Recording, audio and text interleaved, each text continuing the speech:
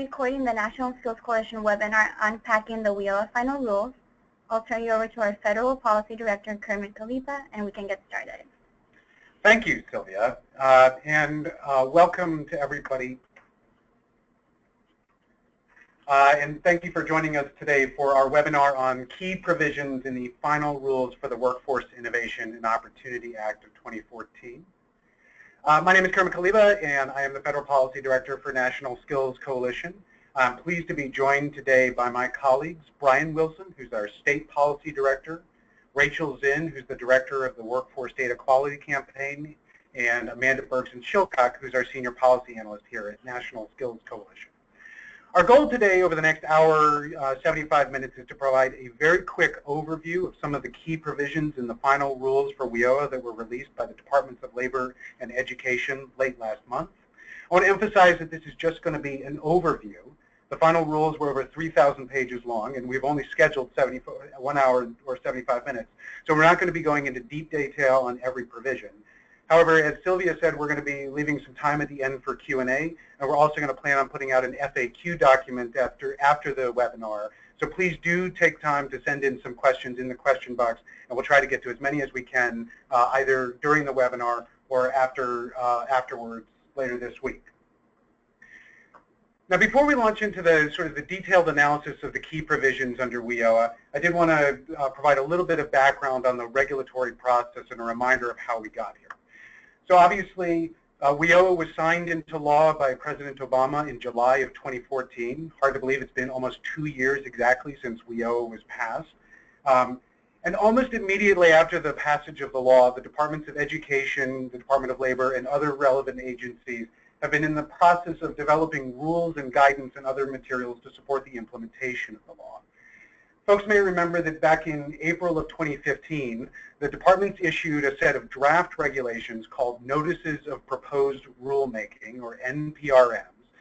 The NPRMs were intended to provide an indication of the administration's or the agency's proposed rules, but also solicit public comment. There was a 60-day public comment period associated with the NPRMs, and there were hundreds of organizations and individuals that submitted comments on a range of different aspects relating to the proposed rules. A significant portion of the final rule that was released late last month is actually an analysis of the comments that were received by the agencies and a decision about how they chose to respond to those comments, either by making changes to the regulations or by not making changes to the regulations. As we go through our analysis, we'll talk about some of the comments that were submitted both by NSC and by some other organizations, and we'll talk about how the agencies responded.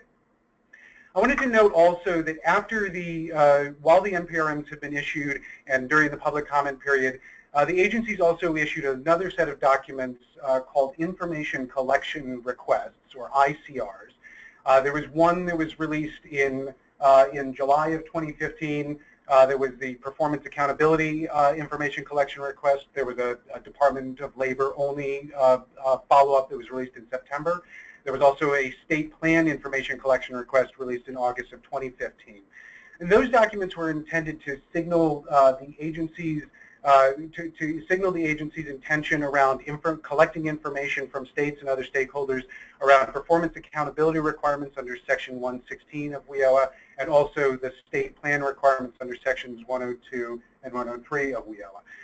We weren't going to talk about the ICRs in any great detail today, but I did want to flag that those documents were out there and that we had submitted comments to the agencies on both of those ICRs. We will be referencing some of the information that's contained in those ICRs as we go through the material. And I also wanted to indicate that in some cases, the agencies chose not to include requirements in final regulations, but did include those requirements in the final ICRs. And so we will lift up some of those examples. The final rules, just a quick overview of what was released at the end of June. So folks may remember that when the NPRMs were released back in April, there were a total of 5 different draft regulations. A joint rule from the Department of Labor and Education covering state plans, performance, and one-stop operations. A DOL-only rule governing Title I and Title III programs.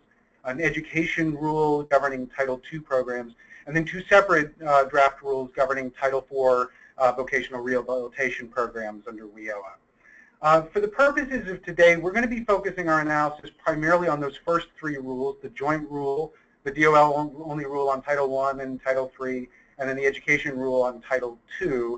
But if folks have questions about the Title IV regulations, please do feel free to submit those and we'll try to answer them as we can.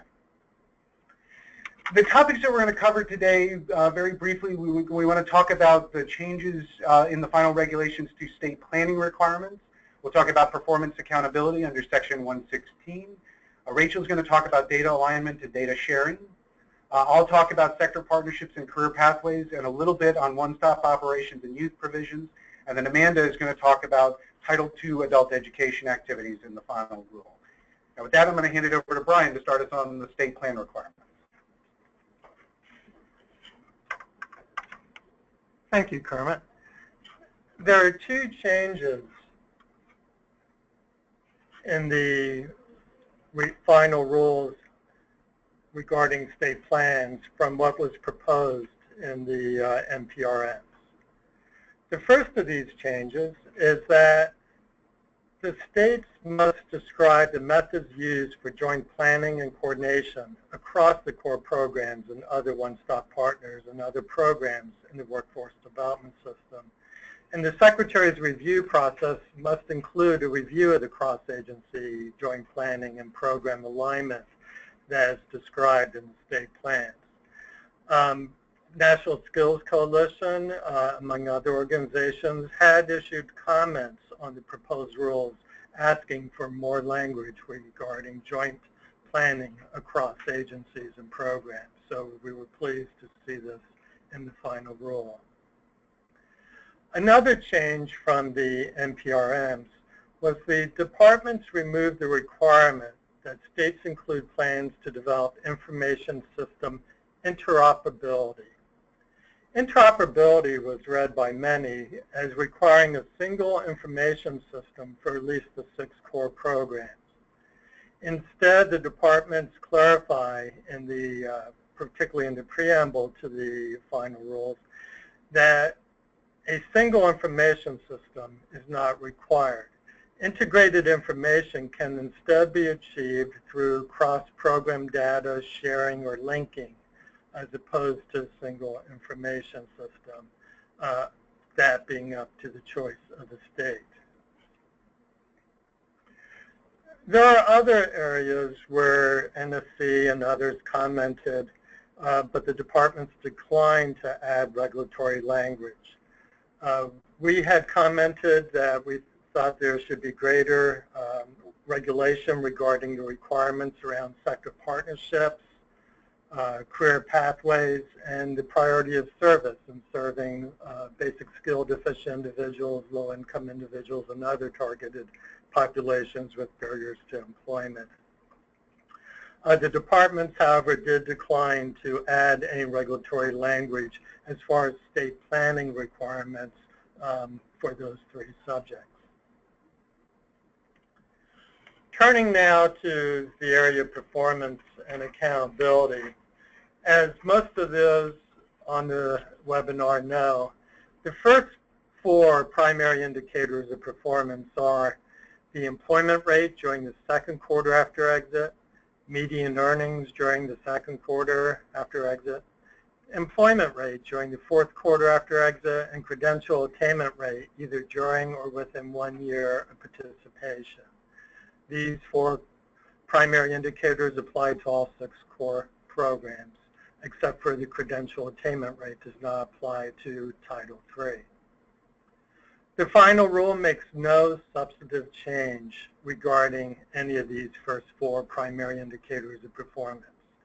There are some things, though, that I wish to point out. First, regarding supplemental data, the final rule does make it clear that supplemental data will be permitted when necessary in order to capture employment earnings. But an important point to remember is that in order for the state or local areas to use supplemental data for employment, they must also use supplemental data for earnings. If there is no supplemental data information on earnings, it cannot be used for counting employment. One of the questions the departments raised in the proposed rule comments was whether or not they should provide information on entered employment and employment retention, the former ways of measuring employment and longer-term employment in under WIOA. We commented, as did many, that this might be confusing for folks to continue reporting information on the old measures that no longer exist under WIOA. But the departments did determine that they are going to collect and provide information on entered employment and employment retention using records that would be provided to them by the states in any event. It's important to know, though, that these are not performance accountability indicators. They're not primary indicators of performance. They will not be subject to target setting or to possible sanction. Another question that was raised during the proposed rulemaking process was whether credential attainment should be measured only among those enrolled in education or training, or should be measured among all participants. In other words, what should be, if you think of it in terms of a ratio or a rate, what should be the denominator? The departments determined that the denominator should be only those participants who had enrolled in education or training. Thus, it's possible to attain a very high rate of credential attainment while very few people actually obtain a credential, which was a concern that National Skills Coalition, among other organizations, had voiced with this way of measuring this primary indicator. The fourth primary indicator that I want to comment at this point is youth earnings. We had expressed, as some other organizations had as well, concern that youth earnings should be measured only among youth who do not continue on in post-secondary education or training, because those who are enrolled in education or training are likely to work fewer hours and have lower earnings. So the measure would be sort of artificially depressed by including those who are enrolled in education and training. The departments, however, decided that they would include, the measure of youth earnings would include all youth exiters, regardless if they are enrolled in education and training and employed only part of the time. Skill gains, the fifth primary indicator. The departments in the NPRMs had indicated that they were considering 5 options. Measuring functioning levels, as have been traditional under Title II adult education, transcripts on educational units completed, occupational exams, the completion of major milestones such as a year of apprenticeship or completing on-the-job training, or the demonstration of industry skill standards. In the final rule, the departments have decided that the first 4 measures will be options for states to use in measuring skill gains, but not the last that had been under consideration, the demonstration of achievement of industry skill standards. One of the questions that was under consideration was whether all participants who had been enrolled in education or training would count towards the indicator no matter their time of enrollment. We and others expressed concern that it would be problematic to count individuals who enrolled in employment training only near the end of the program year, as they would not have had time to demonstrate a measurable skill gain. The departments, however, determined that all participants in education and training will be counted no matter their time of enrollment during the program year. The final primary indicator of performance is the measure of measuring effectiveness in serving employers. In the NPRMs, the departments indicated they were considering measuring measures of employment retention with the same employer if the individual is employed by the same employer during the second and fourth quarters after exit. Whether employers who received service previously came back for service, were repeat customers. Also, what the percentage of employers in the state or local area were being served, the market share or employer penetration rate. In the final rule, the departments determined that all three of those are options. States must choose two of the three. It's up to them which two of the three. And states may additionally have other measures of effectiveness in serving employers.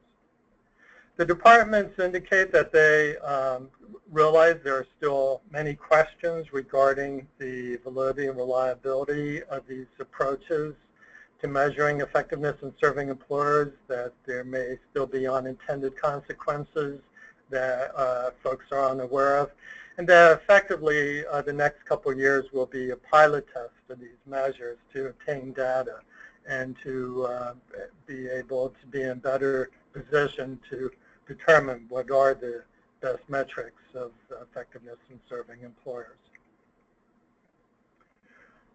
There are other questions that the departments raised in the notice of proposed rulemaking. Among these were whether there should be a shared point of exit among the core programs or separate measures of the point of exit for each program. Whether the measure or measures of employer effectiveness should be shared among the programs or separately measured for each program. For the overall indicators, whether each program should count equally or they should be weighted by their relative size. Whether customer satisfaction should be measured. Should job quality be measured? What should be the thresholds for determining failure when sanctions could apply after 2 years of not meeting the threshold? And what would be an appropriate transition period to the new primary indicators of performance? In the final rules, we have the department's answers. As far as the point of exit, shared exit is an option that states may or may not choose for Department of Labor administered programs. That will be up to the states. They can be separate or they can be a single point of exit for once an individual has exited all the Department of Labor administered programs for which the primary indicator applies.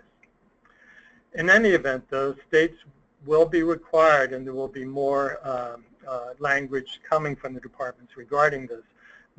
States must plan to move to a common exit in the future. As far as the measure of effectiveness in serving employers, the departments have decided that it is a shared measure. There was not a separate measure of effectiveness in serving employers among each of the 6 core programs, but that will be shared. For the overall indicators, the programs will count equally. They will not be weighted by their size. The departments do plan on developing a measure of measures of customer satisfaction in the future. This will be for informational purposes only. These will not be accountability measures. There are no plans to develop a measure of job quality. The thresholds remain what were proposed in the NPRMs. 90% of the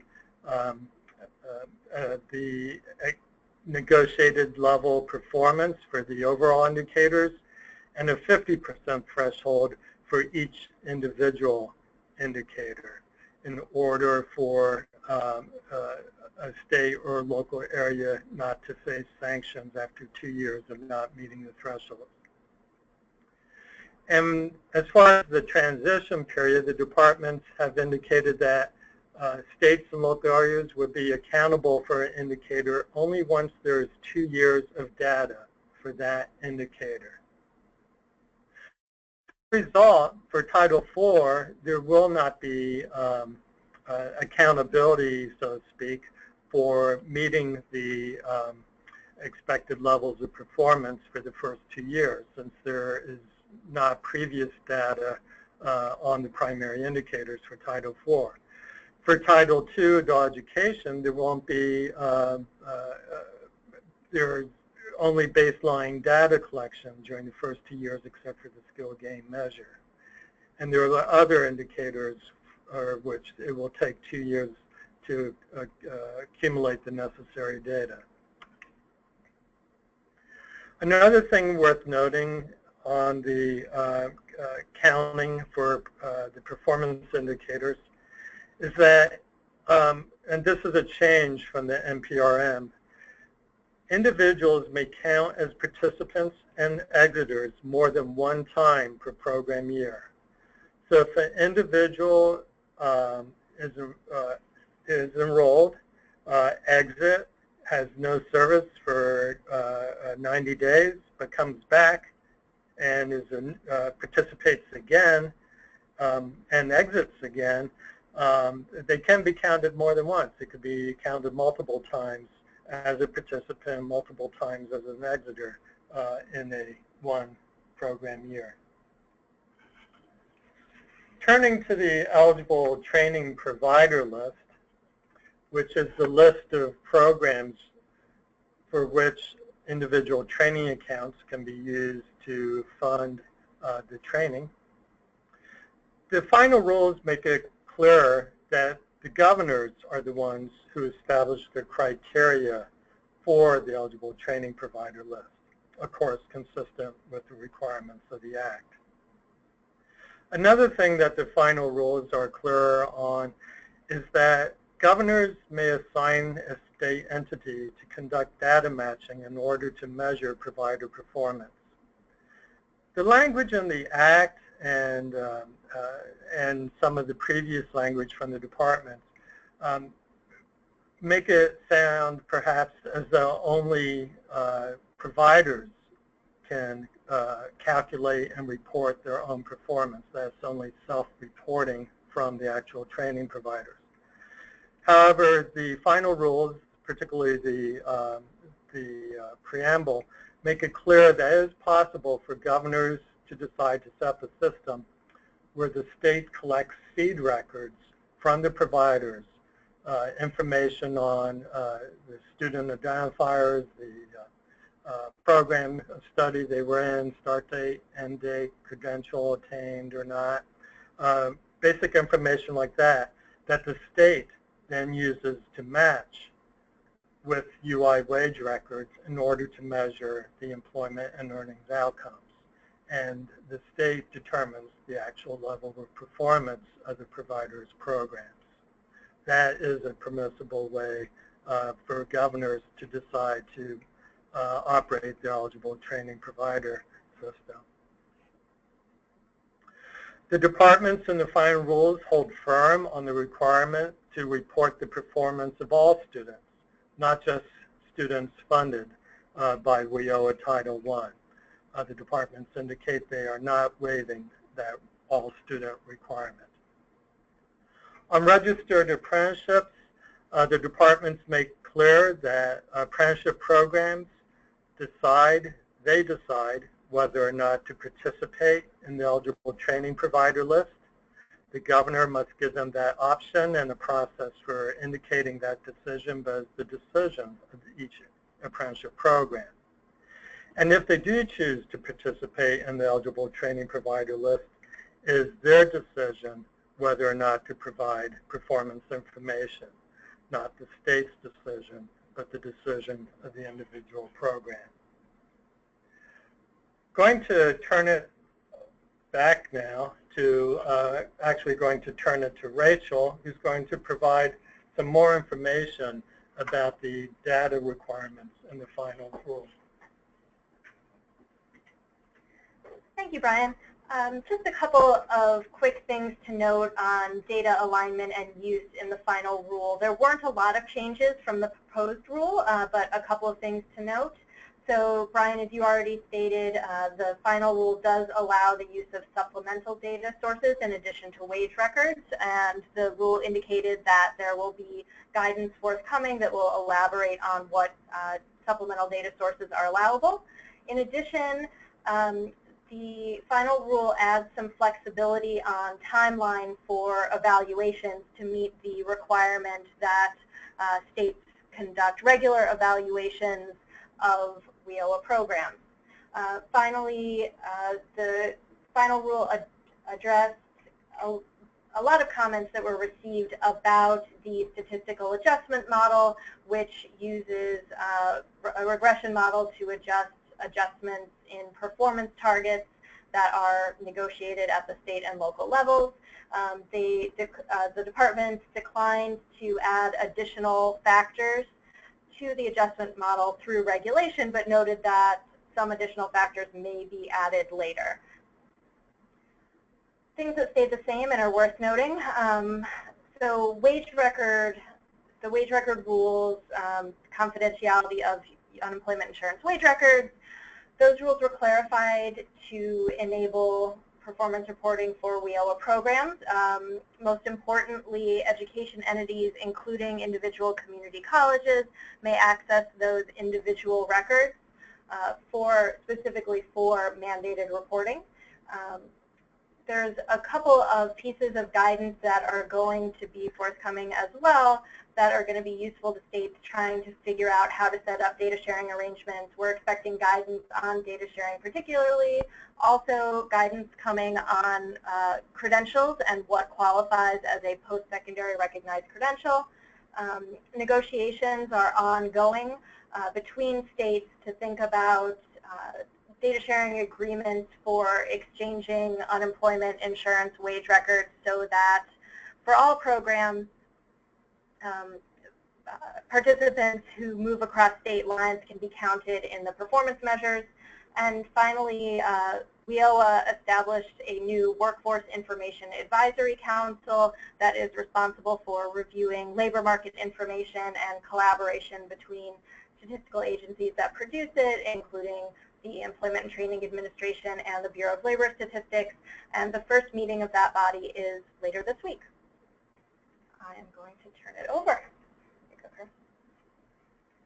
Okie doke. Thank you, Rachel, and thank you, Brian, for that information. I'm going to turn now to some of the key programmatic elements of WIOA under the final rule, and I particularly want to start with industry or sector partnerships. So Brian talked a little bit about sector partnerships as part of the state plan requirements under the final rule.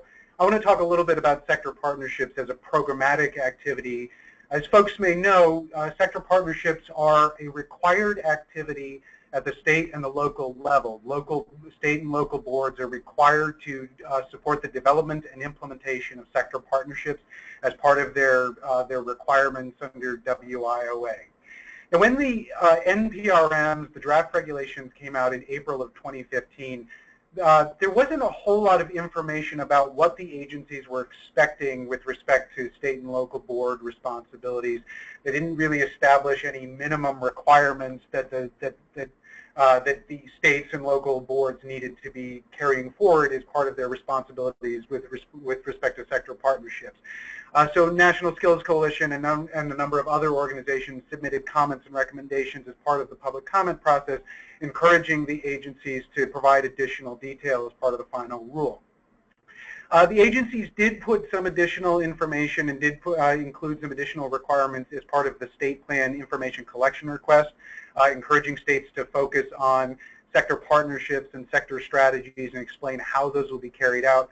But as part of the final rule, they declined to develop any specific regulations, any additional regulations beyond what was in the notice of proposed rulemaking for sector partnership requirements. And the argument that they made was that sector partnerships are still a relatively new strategy, and they were nervous about stifling innovation at the state and the local level. They want to make sure that states and local stakeholders have the opportunity to experiment with sector partnerships and encourage the kinds of partnerships that best fit their local or regional industries. They do, however, clearly acknowledge that sector partnerships are a key priority under WIOA, and they indicate that they will be continuing to issue guidance to states and local areas and other stakeholders to help them in the development of sector partnerships. So while we're a little bit disappointed not to see further clarity in the regulatory process, we are pleased that the agency continues to focus on sector partnerships as a strategy, and they will continue to keep the field updated as additional guidance is released. Another topic to talk about is career pathways. Career pathways, obviously, also a required activity at the state and the local level. State and local boards are required to support the development and implementation of career pathways. As with sector partnerships, the draft rules that were released last April did not provide a lot of regulatory guidance on how career pathways should be implemented and how they should be carried out. The final rule, much as with sector partnerships, declines to add any additional regulatory requirements to career pathways for state and local boards and for other stakeholders. Again, citing this concern about innovation, about stifling innovation, recognizing that career pathways remain a dynamic topic in an area where there continues to be experimentation at the state and the local level. So they declined to issue additional regulations. There's a fair amount of discussion in the final rule about the various comments that came in, both from NSC and from other organizations, and so folks who are interested in learning more about the department's thinking around career pathways, I'd encourage you to take a look at that language because there really was a rich array of comments. I will note that the agencies indicate that they did put out a career pathways toolkit in December of 2015, which is available on the Department of Labor and Department of Education websites. And I would also note that the final rule indicates that they will be issuing additional multi-agency guidance on career pathways in the near future. So as with the sector partnerships, we appreciate that the departments are continuing to provide guidance and technical assistance, and we will look forward to sharing that information once it becomes available. I'll talk very briefly about OneStop Operations under Title I and some of the changes and new provisions that were established. Obviously, OneStop Operations is an area where there's been a lot of questions and a lot of concern about getting clarified information. I want to talk about three specific issues that we have been tracking and that we know that a lot of folks in the field have been paying attention to, and just briefly touch on some of the changes from the NPRMs. The first thing I'll note is some changes to the one-stop partnership requirements under Perkins and under TANF. So as folks on the call probably know, WIOA has a set of federal and state programs that are required partners in the one-stop system. Perkins Post-Secondary is one of those partners, and TANF is also one of those partners under WIOA. It was not a required partner under WIA. The final rule indicates that for purposes of the one-stop partner requirements under Perkins, the partner requirement will be carried out by a local eligible recipient, a post-secondary recipient. This is a change from the NPRM, which assigned the partnership responsibility to the Perkins State Eligible Agency. So what this means is that for purposes of one-stop negotiations and partnership, the appropriate partner for Perkins CTE programs is going to be a local, usually a community college or technical college or area technical center. The idea behind this is to make it easier for Perkins to be aligned with the overall operations of the one-stop system in a local area and make it easier to negotiate services and cost sharing under Perkins. There's another change to partnership requirements under TANF. I mentioned that TANF is now a required partner under WIOA, but governors are allowed to opt TANF out of the one-stop system if they choose to do so, as long as they notify the federal agencies.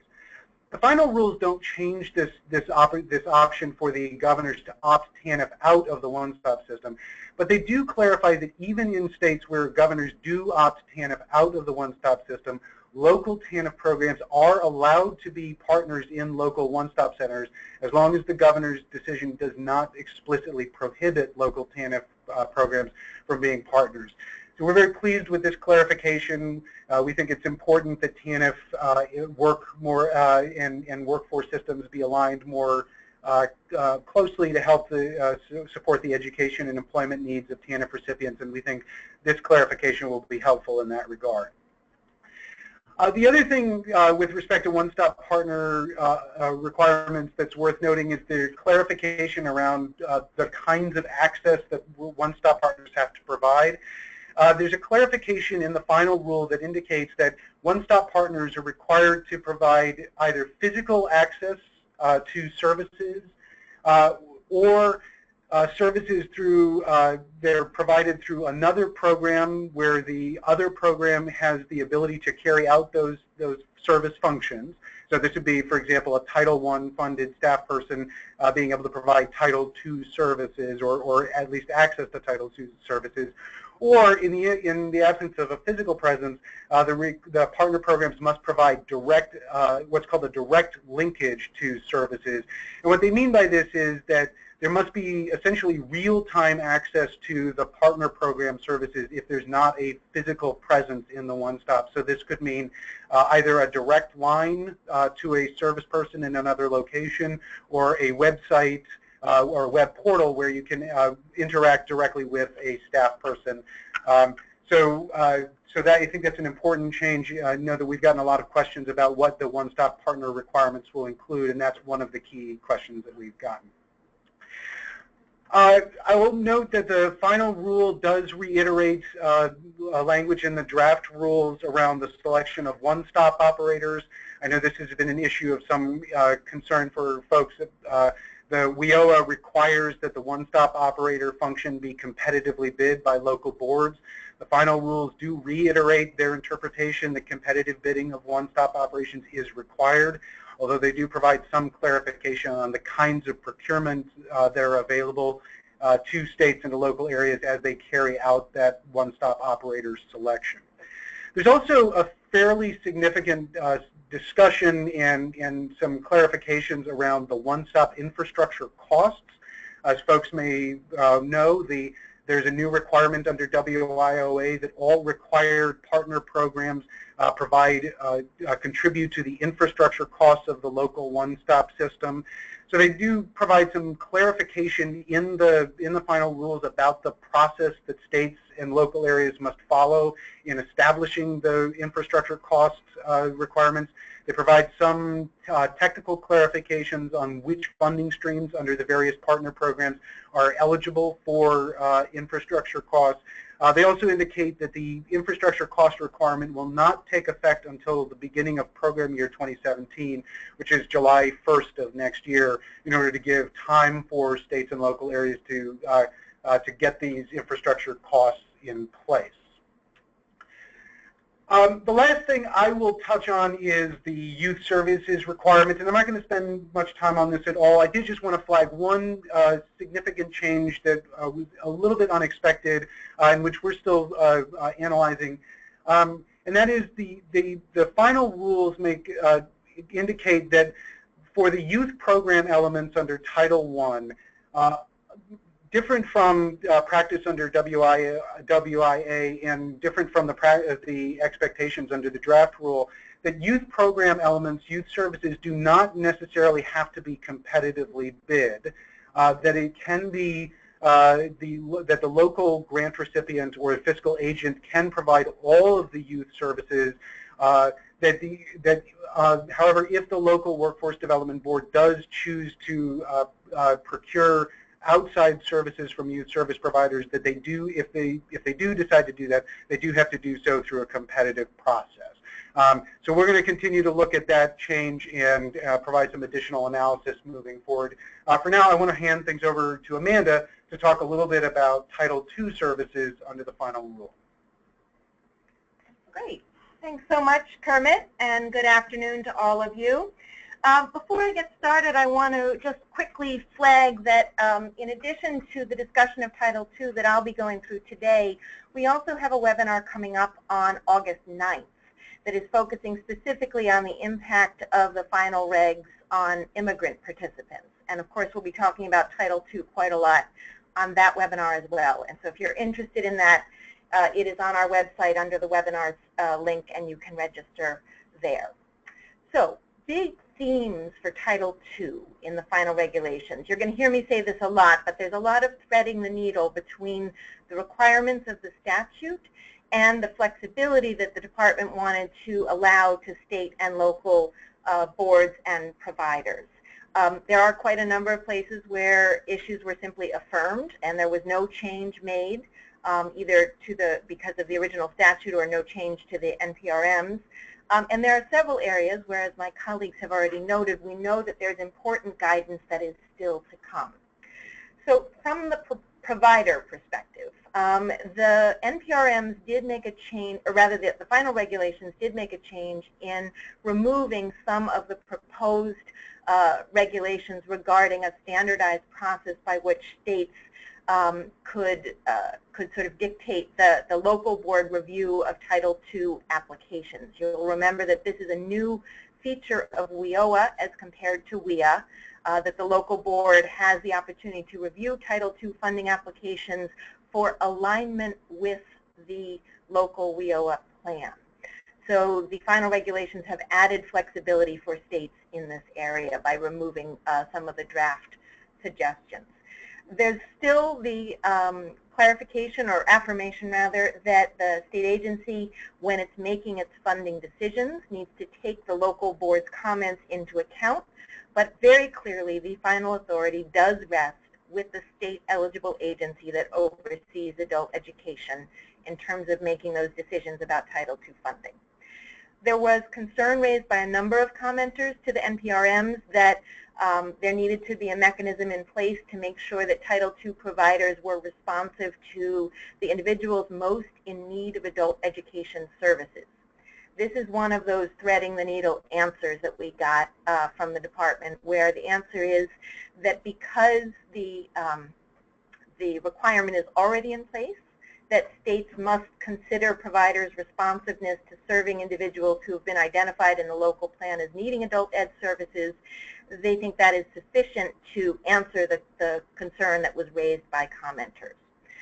And then, as you heard earlier from my colleagues, there is guidance that is expected to be forthcoming on the issue of cost sharing of infrastructure, that is, Title II programs contributing to the costs of the one-stop centers.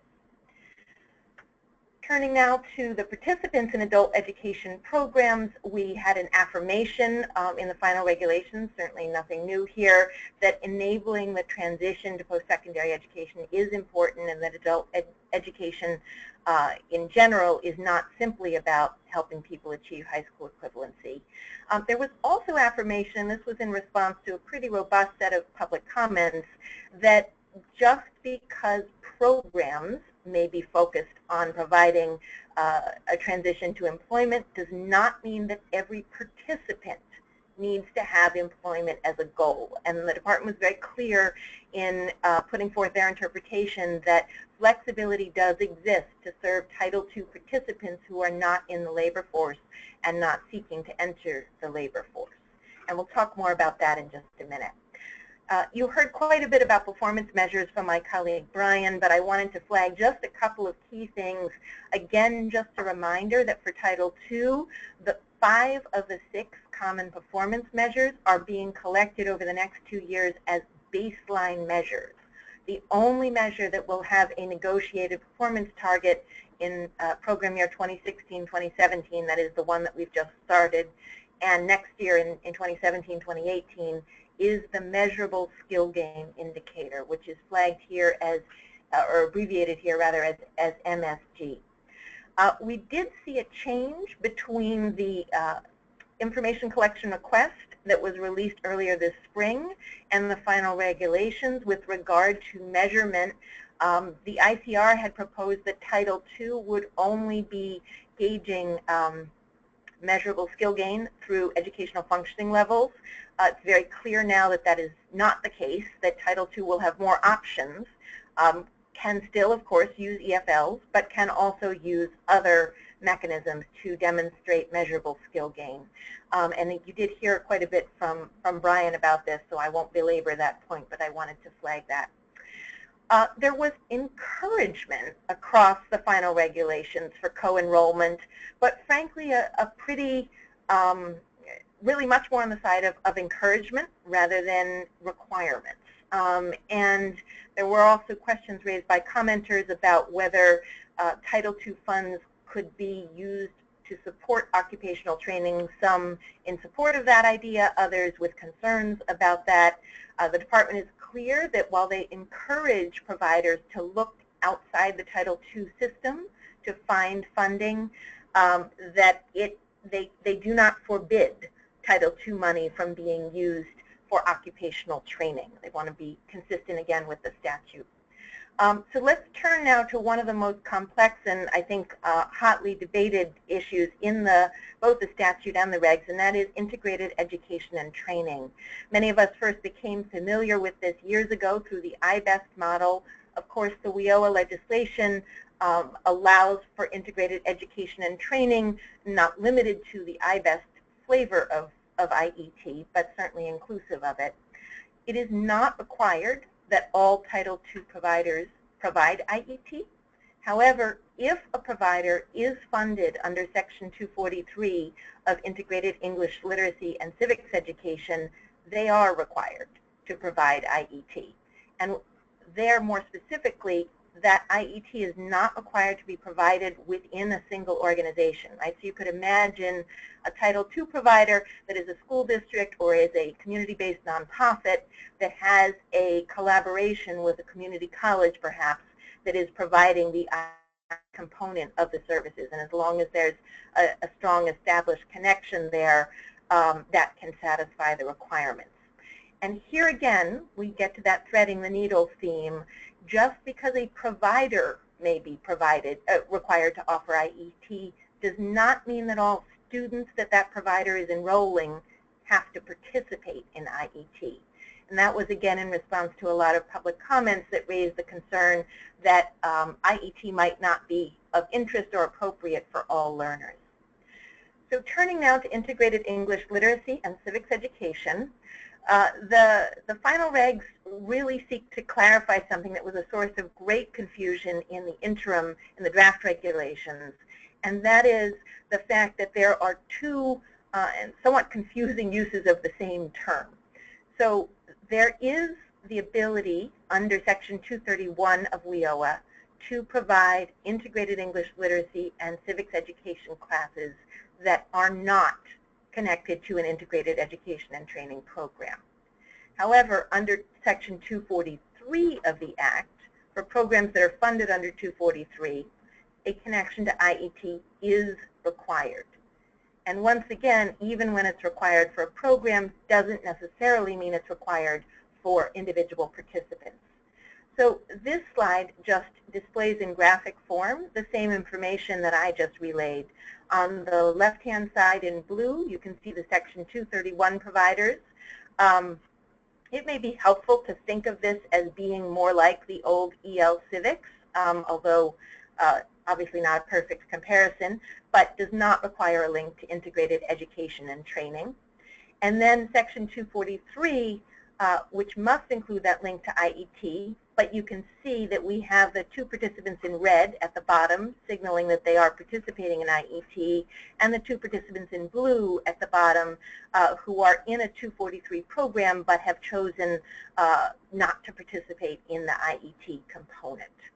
So I wanted to just spend a minute on this issue because I know it's been a topic of very hot debate and conversation. I know it will continue to be, but I wanted to make sure it was illustrated here. So the last point that I wanted to go over was with regard to a couple of changes around corrections.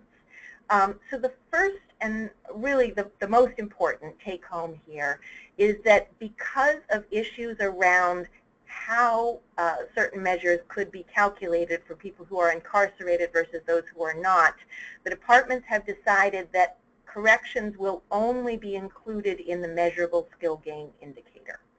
So they won't attempt to try to figure out how do we count what counts as employment or what counts as median wages for people who are incarcerated who may have very different employment circumstances than participants who are not incarcerated. And then a smaller but still important change in the corrections part of the regulations, again, had to do with public comment. They broadened the definition that the services can be for people who, reentry services rather, the definition includes release from a correctional institution, understanding that that can be broader than simply a prison. So that takes us to the end of the quick run through key points of the Title II part of the regulations. I'm going to turn things back over now to my colleague Kermit, who's going to take us through the Q&A period. All right, thank you very much, Amanda. So we're getting a lot of questions submitted, so thanks everybody for all of that, for all the questions that are being submitted. I know that my colleagues have been feverishly typing away answers in the answer box, so we're trying to get to as many of these as we can. I want to reassure folks that whatever questions we aren't able to get to during today's webinar, we will absolutely try to get back to you either directly or as part of an FAQ document that we'll produce after the webinar today. But I did want to go ahead and ask a couple of the questions that have come in to draw on the expertise of my colleagues. And first question I have is for Brian. Brian, we have a question about pre-apprenticeship programs. Can you tell us, are pre-apprenticeship programs automatically eligible for the eligible training provider list? Thank you, Kermit. In my comments, I had indicated that registered apprenticeship programs are automatically eligible if they choose to be on the eligible training provider list. That provision, however, does not apply to pre-apprenticeship programs or to non-registered apprenticeship programs. Pre-apprenticeship programs and non-registered apprenticeship programs might go through the same process that other training providers go through under the governor's criteria to be on the eligible training provider list. The automatic eligibility only pertains to formal apprenticeship programs registered under the National Apprenticeship Act, either registered with the State Apprenticeship Agency or the Office of Apprenticeship at the Department of Labor.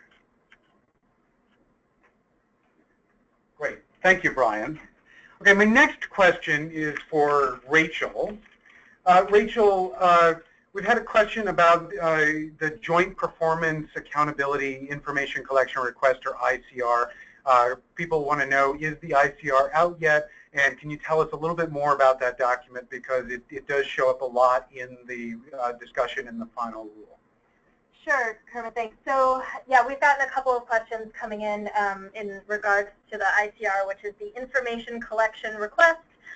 There are two information collection requests that are linked on the U.S. Department of Labor website. If you go to the Department of Labor website where the final regulations are available, there's also a link to the, I believe it says, Performance Accountability Documents. And if you click on that link, it will take you to the two ICRs. One is a joint performance ICR, so that relates to performance requirements and reporting requirements across all the core WIOA programs. Then there is an ICR about performance requirements for specifically Department of Labor funded programs. The joint ICR has a couple of documents in there. It has an individual record layout, so it's actually it shows each particular item that that each program needs to be reporting on particular individuals that are enrolled in the program. It's very detailed and long and shows definitions of each element. There's also the final eligible training provider reporting template in that ICR, and that includes some definitions that are pertinent to eligible training providers and how the measures must be reported for those providers. So folks can take a look at those documents, and we're happy to follow up if there's particular questions. Okay, thank you, Rachel. I'm going to answer a couple of quick questions that came in.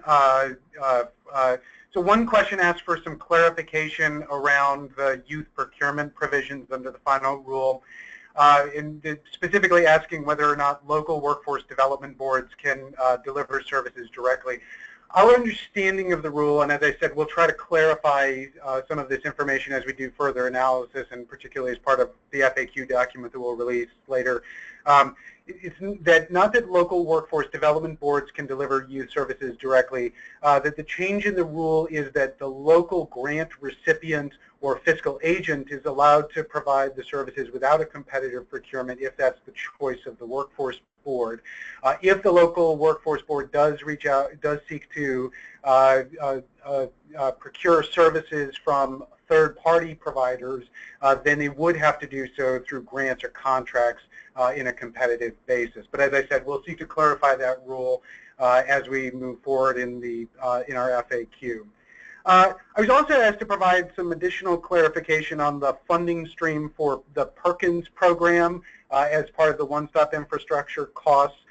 So our understanding, and this is set forth in section 678.720A of the final rule, that the eligible funds that can be used for infrastructure costs are supposed to be drawn from local administrative expenses from the local grant recipient, the post-secondary grant recipient. And I should clarify that for Perkins, the required partner is the post-secondary program, not the secondary program. There's no prohibition on Perkins secondary programs being engaged in with the workforce system, but the required partnership is with the post-secondary system. Okay, I have a question for Amanda. And one of the questions that I've gotten is this question, are students who do not have a Social Security number able to access Title II services as they were under WIOA? Great question, and I know a topic of hot debate. 3 quick points on that. The first is the statute has not changed. So Title I workforce still requires work authorization. Title II is still silent on immigration status, meaning that you are not required to be documented or work authorized in order to participate in Title II programs. However, I know there's been a lot of conversation around how to serve participants if a program is doing co-enrollment or using braided funding. And here, there's some clarity and there's some where we're still waiting for additional information. But the clear information that we have is simply because some participants in the program may not be part of the IET program does not preclude them from participating. In other words, you can be Title II eligible and undocumented and participate in a Title II program even if some of your classmates are documented people who are also going to go on to participate in Title I funded activities. So that's to know. And then the last point I'll just mention, because we heard this earlier when Brian was talking about supplemental data, but it's very important. I know a lot of folks were concerned about the impact on serving undocumented people in Title II programs, given that the performance requires the wage record matching. And so the departments have been clear that supplemental data collection, that is perhaps including things like a self-attestation or a pay stub supplied by the student, could help to provide supplemental data with regard to individuals who are participating in Title II programs who might not show up in that wage record match because they don't have a Social Security number. If you want more details on the performance piece of that, we can certainly follow up afterwards, but there is definitely a mechanism in place now to ensure that Title II folks who don't have Social Security numbers may still be able to be included in the performance indicator. So that is an important note. Okay, thank you so much, Amanda, and thank you, Brian. Thank you, Rachel, for your responses to those questions. And as you can see, we're continuing to respond to the questions that are being submitted online. We're right at 3 o'clock, and so we want to be respectful of folks' time. So we want to say thank you to everyone who signed up for the webinar and participated today. Thank you to everyone who submitted questions. As I mentioned, we'll be posting the slides and the recording to our website, I think by tomorrow. And we will also try to have an FAQ document answering all of the questions that have been submitted, hopefully by the end of this week. Folks that are interested in submitting questions, if you don't see, if you didn't get your question answered, or if you think of something after the webinar, posted our direct email addresses, please feel free to shoot us an email. We will do our best to get those questions answered as quickly as possible. So with that, I want to say thank you to everyone for participating. Thank you for being a part of this conversation. And I will and wish you a happy summer. Thank you so much. Bye-bye.